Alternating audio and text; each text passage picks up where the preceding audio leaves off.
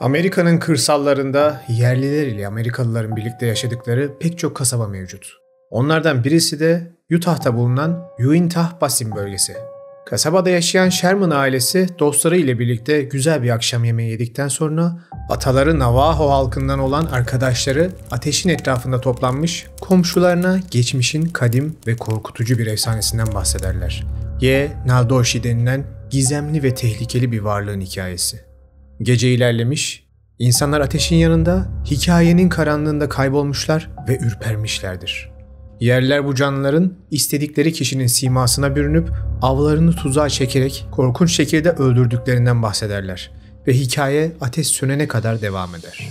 Nihayet herkes dağıldığında Sherman ailesi de evlerine dönerler. Fakat kısa bir süre sonra kapının çalınması ile birlikte gecenin sessizliği bozulur.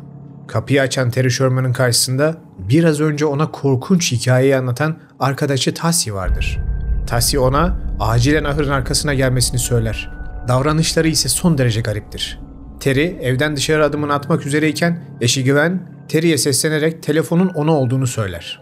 Terry arkadaşına bir dakika beklemesini rica ederek telefona bakar ve o an bedenindeki bütün tüylerin buz gibi ürperdiğini hisseder. Telefonda onu arayan, kapının önünde ona bakmakta olan arkadaşı Tassie'dir. Terry korkunç gerçeği o an anlar. Onu ahırın arkasına ısrarla çağıran şey, yerlilerin insanları uyardığı avcı skinwalker'lardan başkası değildir. Ve kabus işte böyle başlar. Gerçeği Bula hoş geldiniz.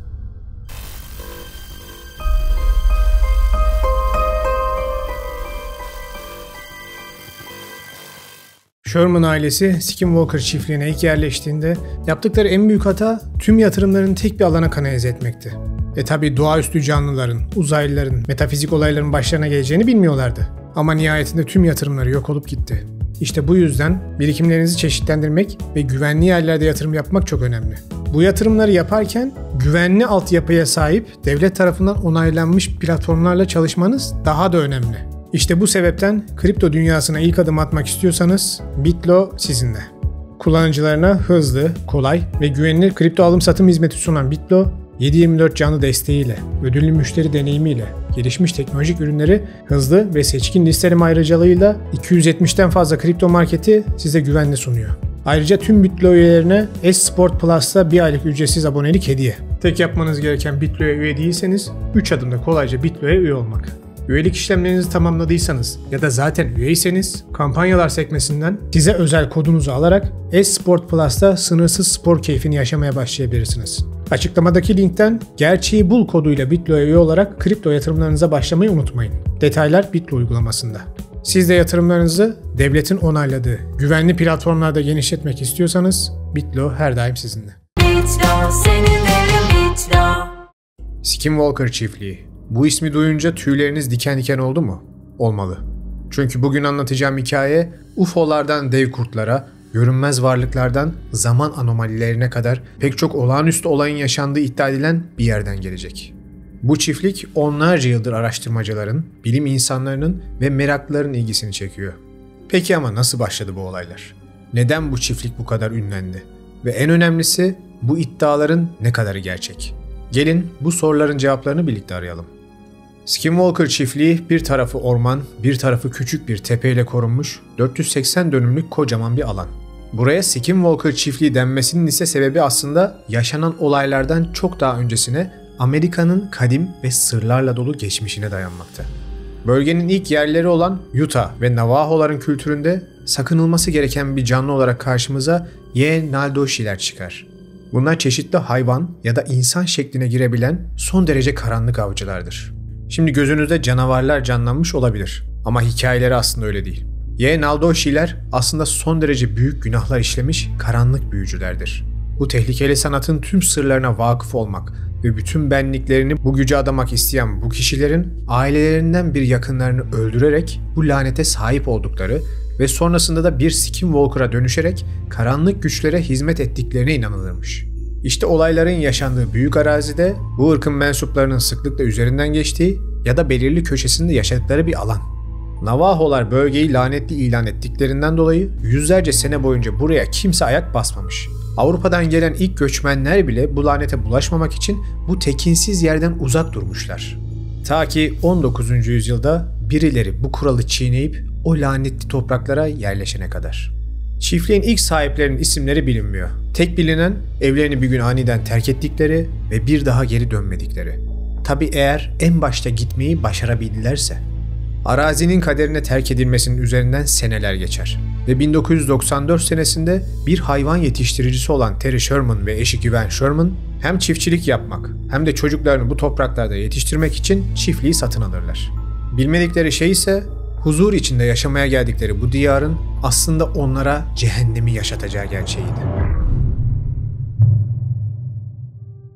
Çiftliğe taşındıktan kısa bir süre sonra Terry sığırlarının bazılarının ani şekilde öldüğüne tanık olur.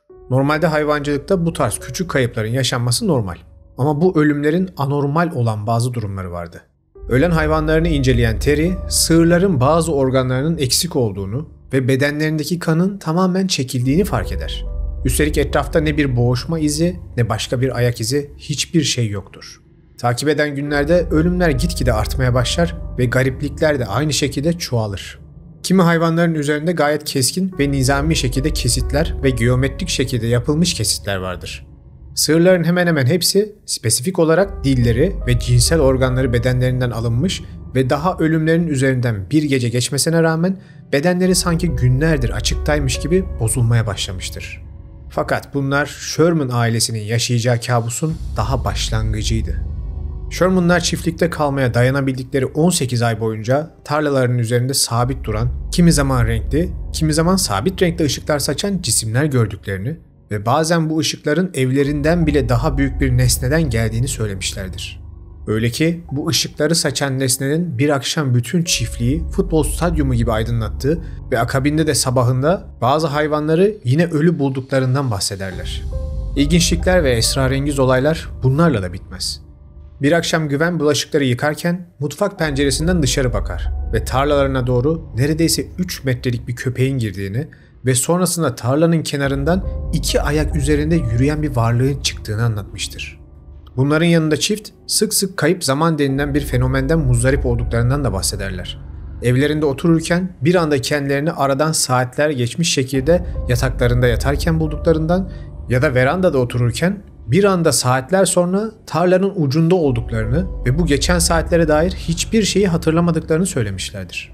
Geceleri evin altından gelen sesler, otların ezildiğinin duyulması fakat ezen şeyin asla görülmemesi, evdeki elektronik aletlerin sürekli bozulması ve kendi kendine çalışıp kapanmaları derken Sherman'lar için artık huzur dolu çiftlikleri paranormal bir cehenneme dönüşür.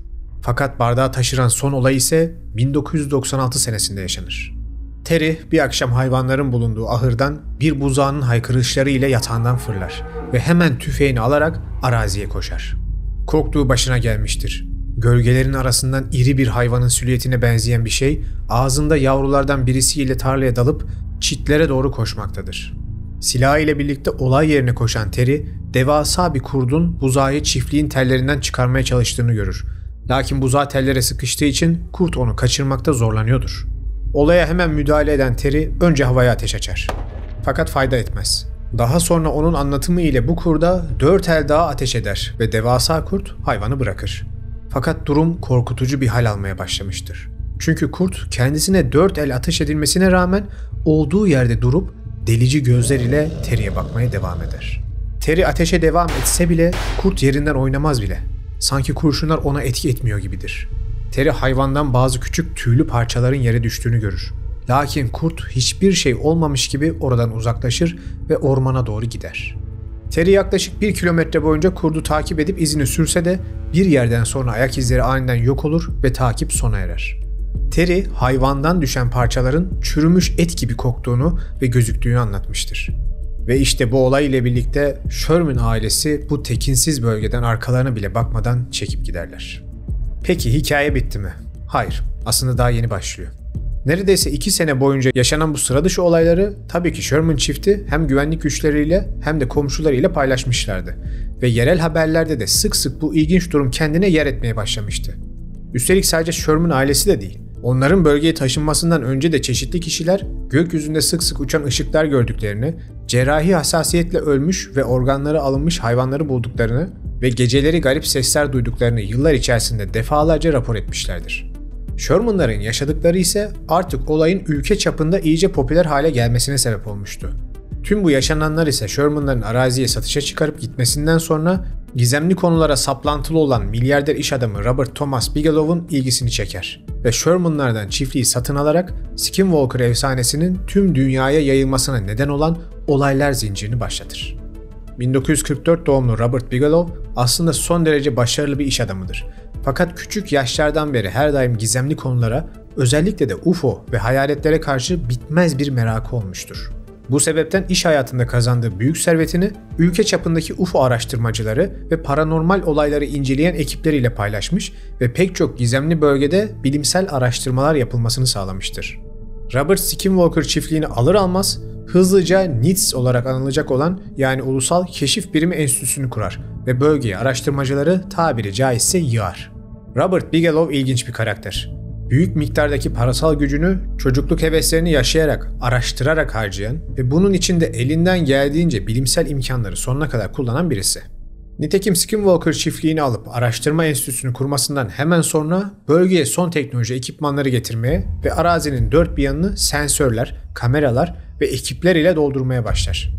Seneler süren araştırmalar ve gözlemler sonucu ise Bigelow'un ekibi bölgede gerçekten manyetik garipliklerin olduğunu ve bu manyetik anomalilerin özellikle paranormal olaylar yaşanırken arttığını tespit ettiklerini raporlamışlardır. Dev kurtlara tanık olmasa da çiftliğin etrafında pek çok büyük canlının gözlemlendiği ve çalışan personelin de sıklıkla kabuslar gördüğü rapor edilmiştir. Hatta çalışmada yer alan kimi uzmanlar proje bittikten sonra ülkenin öbür ucunda evlerine döndüklerinde bile gece rüyalarında kırmızı gözlü dev köpekler gördüklerini ve gece yarısı uyurken odalarında bir şeyin onları izlediği hissiyle uyandıklarını söyleyip sıkıntılı günler de yaşamışlardır. Normalde çoğu video ya da blogda hikaye burada bitiyor ve siz "Vay be ne garip yerler var" deyip dipsiz komplo teorileri ve gizemli olaylar tünelinde bir adım daha derine iniyorsunuz. Fakat bu kanalda değil. Çünkü sıra şimdi olayın arkasındaki gerçeklere geldi.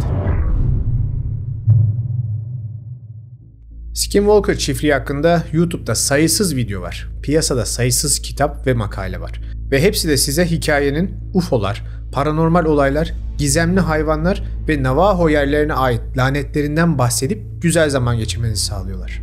Fakat tüm bunların arkasında bir de elle tutulur gerçekler var. Ve ilginçtir, bu gerçekler bence en az hikaye kadar dikkat çekici. En baştan başlayalım. Tüm bu olaylar yaşanmadan önce, hatta Avrupalılar Amerika'ya adım bile atmadan önce Navajo'ların burada yaşadığı bir gerçek. Fakat pek anlatılmayan kısmı Ute kabilesinin de burada yaşadığı gerçeği. Ute ve Navajo'lar yüzlerce yıl boyunca Wintah Basin denilen bu bölge için zaman zaman çarpışmış iki düşman Kızılderili kabilesi. Olayın bizim konumuzla ilgisi ise Skinwalker çiftliğini kapsayan büyük alanın coğrafi değeriyle başlıyor. Burası Navajo kontrolünde çok verimli ve sulak bir alan ve Kızılderililerin aşırı derecede batıl inançları olan ve inançlarından dolayı büyü, metafizik gibi kavramları gündelik hayatlarında benimsemiş olan insanlar olduğunu unutmayın. İşte Navajo'lular Ute'lerin bu kıymetli bölgeye gelmelerini engellemek için güya bu bölgeyi korkunç bir lanet ile kirletmişler ve yasaklı hale getirmişler. İlginçtir, Ute kabilesinin mitlerine baktığımızda da onlara göre kötü büyücü bir kabile olan Navajo'ların bu bölgede sürekli büyü yaptıkları için bölgenin lanetlendiği ve Ute'lerin bu kötü duyardan uzak durmaları gerektiği inancına sahip olduklarını görüyoruz. Yani bu lanet taktiğini ilk kim bulduysa cidden işe yaramış. Takip eden yıllarda Avrupalı göçmenler Amerika'ya yerleşip Kızılderili bölgelerinde kendilerine yer etmeye başladıklarında Navajo'ların bu ilerlemeyi ve kendi Wintah Basin bölgelerini korumak için bu abartılı hikayeyi anlattıklarını görüyoruz. Ve hikaye, Skinwalker'lar olarak anılacak olan şekil değiştiren Ye-Nadoshi'ler ile zenginleştiriliyor. Kara büyüden lanetlenmiş, geceleri korku saçan, her şeye zarar veren lanetli ruhlar. Bu da cidden işe yarıyor ve bölgeye Avrupalı göçmenlerin de yerleşmesinin bir miktar önüne geçiyor. Ta ki Amerikan bağımsızlığından sonra Kızılderililerin iyice pasif hale gelmesi ve bölgelere artık yeni Amerikalıların yerleşmesine kadar. Pek çok kaynakta Skinwalker çiftliğine ilk yerleşenler kimlerdi bilinmez diye anlatılıyor. Fakat gerçekte biliniyor. 1905 senesinde oraya yerleşen Myers ailesi. Kenneth Myers ve eşi Edith Myers, ailelerinden onlara kalan bu verimli arazide neredeyse 30 yıl hayvancılık yapmış bir aile. Ve nihayetinde Kenneth'in ölüp Edith'in huzur evine yerleştirilmesiyle birlikte 1960'da çiftlik terk edilmiş ve atıl bırakılmış. Tüm bu günümüzdeki Skinwalker coşkusundan dolayı Kaliforniya Teknoloji Üniversitesi'nde görevli Frank Salisbury, çiftliğin ilk sahipleri olan Myers ailesinin fertlerine ulaşır ve Got Myers ile bir röportaj yapar. Görüşmede Got Myers, yaşanan olaylardan ötürü aşırı bir şaşkınlık duyduğunu, çünkü kendi yaşadığı dönemde ve öncesinde bölgeye dair hiçbir paranormal olay yaşamadıklarını, tam tersine çok huzurlu bir hayat sürdüklerini dile getirmiştir. Hatta arsayı aldıktan sonra bizzat Robert Bigelow'un kendisini arayıp Sherman'ların anlattığı garip hikayeleri yaşayıp yaşamadığını sorduğunu ve ona da aynı şekilde hiçbir olay yaşamadıklarını, bölgenin son derece huzurlu bir yer olduğunu söylediğini, hatta bu cevaptan sonra Bigelow'un sinirlenip kendisini yalancılıkla suçladığını belirtmiştir. Tüm bu bilgilere Frank Salisbury'nin The Utah UFO Display kitabından ulaşabilirsiniz. Peki Sherman'ların yaşadığı tüm o garip ışık görme fenomenleri, tüm o ilginç paranormal hisler ve hayvan ölümleri neyin nesi derseniz, işin ilginç kısmı işte şimdi başlıyor. Utah Basin gerçekten manyetik anomalilerin olduğu bir yer ama abartı derecede değil. Fakat yerin altında başka bir sır daha gizli. Büyük metan yatakları. Sherman ailesinin yaşadığı dönemde bu metan hareketlerinden dolayı bölgede belirip sönen ışık toplarının oluşması, insanların korkutucu sanrılar görüp zaman sapmaları olarak yaşadıkları gündüz düşleri durumları gibi olayları bu gazın yan etkileri olarak açıklamak bilimsel olarak mümkün. Metan böyle etkiler yapar. Hatta benzer bir mitten size Berehut Kuyusu'nun gizemi videomda da bahsetmiştim. İzlemenizi tavsiye ederim. İşte tam bu olayların zirve yaptığı dönemlerde Amerikan Atmosfer ve Havacılık Dairesi'nin bölgede çalışmalar yapıp raporlar hazırladığı da bilinen bir gerçek. Muhtemelen kurum bu metan sızıntıları için bir araştırma yapmıştı. Hayvan ölümlerine ve dev kurtların görülmesine gelirsek, hem FBI çalışmaları hem veteriner raporları bölgede yaşanan tüm ölümlerin doğal olarak vahşi hayvan kaynaklı ölümler olduğunu defalarca raporlamıştır. Fakat medya ve yazarlar içeriklerini daha ilgi çekici hale getirmek için bu ölümlere cerrahi hassasiyetli organları çıkarılmış inekler, kanları çekilmiş hayvanlar gibi maddeler ekleyerek sunmuştur. Hatta Sherman'lar bile bu konu hakkında resmi hiçbir raporda bulunmamışlardır. Tüm ifadeler her daim televizyonculara, gazetecilere ve resmi kurumlara sözlü olarak yapılmıştır. Ayrıca şu da ilginç bir gerçek. Bir zamanlar bölgenin sahipleri olan Navajo'lar günümüzde kısıtlı bir rezervasyon alanında hayatlarını sürdürmektedir ve eğitim oranları ve gelir seviyeleri çok düşük. Bunun üzerine bir de Navajo gençleri arasında yüksek uyuşturucu ve alkol tüketimi eklenince bölgede istenmeyen suçlara karıştıkları gerçeği karşımıza çıkıyor. Buna bazılarının büyü yapma ayinleri için çiftçilerin hayvanlarını öldürmeleri de dahil. Ve aranızda araştırmış olan vardır mutlaka, bu tarz büyü ayinlerinde hayvanların iç organları sıklıkla kullanılır. Yani iç organlar çıkarılmış ve kan çekilmiş gibi açıklamalar bu tarz büyü vakaları ile son derece uyumlu. Paranormal olaylar ile ilgili şöyle bir ilginç durum daha var. Skinwalker çiftliğinin 100 mil uzağında Amerika'nın gizemlerle dolu 52. bölgesi olarak anılan tesisi Dugway bulunmakta. Burası biyolojik ve kimyasal silahları test etmek için ve geliştirmek için kullanılan bir askeri alan ve tahmin edersiniz ki çok da tekin bir yer değil. İşte bölgede görülen deforme olmuş hayvanlar, garip patlamalar, sesler ve hatta yüksek hızlarda giden UFO'lar gibi fenomenlerin de bu askeri tesisin deneyleriyle ilgili olduğuna dair ciddi iddialar var. Ama tabii gizli bilgi olduğu için kanıtlamak imkansız.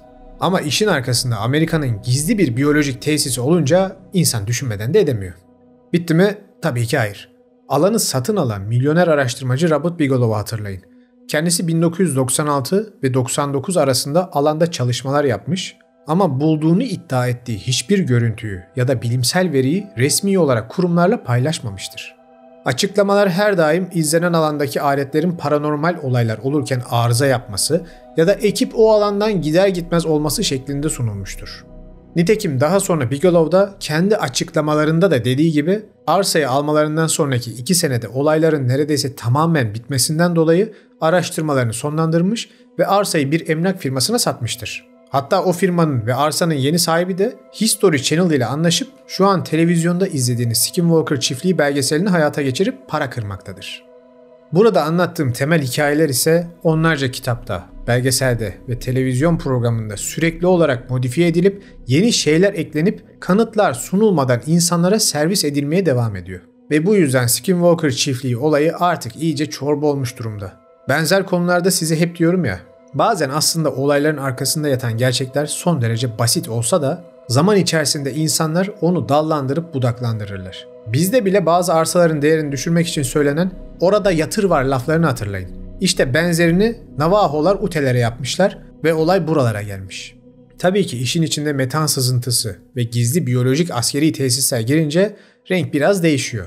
Ama özellikle Sherman'ların anlattığı ve Bigelow'un kanıtlamaya çalıştığı o paranormal olaylar ve dev yaratıklara dair hikayelerin tek bir kanıtı bile yok. Ama tabii ki araştırmak isteyen çalışmasını yapsın. Benim elde ettiğim veriler bunlardı. Belki siz de daha farklı şeyler bulabilirsiniz. Ama lütfen araştırma yaparken olaylarla ilgili resmi rapor, bilimsel çalışma ya da en azından 3-5 tane şahit var mı onlara bakın. Yoksa gerçekten işin içinden çıkamazsınız. Çünkü yüzlerce farklı hikaye var. Hatta videonun başında anlattığım o hikayede bunlardan birisi işte. Diyorum ya, konu aşırı dallanıp budaklanmış. Hatta Bigelow'un eski katıldığı televizyon programında verdiği demeç de var. Lakin tek yaptığı orada şunu gördük, bunu gördük demek. Elle tutulur bir veri sunamıyor. Onlarca anlatılan olayların, yıllar süren mitlerin çıkış noktasındaki taşı çektiğinizde ise karşımıza "orada yatır var, kazmayın" hikayesinin Amerikan tarzı bir karşılığı çıkıyor. Evet, belki orada kara büyü yüzünden lanetlenip şekil değiştiren yaratıklar olmayabilir. Ama gizli devlet tesislerinin olması bence o hikayelerden çok daha tehlikeli. Komplo dünyasındaki şu meşhur lafı unutmayın. Duyduğunuz hikayelerin gerçekliği ne kadar doğrudur bilinmez. Ama şu bir gerçektir ki devletler her daim duyduklarınızdan bile çok daha gizli, tehlikeli ve korkunç komplolar içerisindedir. Bunu unutmayın. Özellikle de söz konusu Amerika ise. İzlediğiniz için hepinize teşekkür ederim. Uzun zamandır sizlerden talep edilen bir konuydu, ele almak istedim. Umarım hoşunuza gitmiştir. Bu tarz videoların devamı için kanalıma abone olmayı lütfen unutmayın. Bir sonraki videoda görüşene kadar kendinize iyi bakın.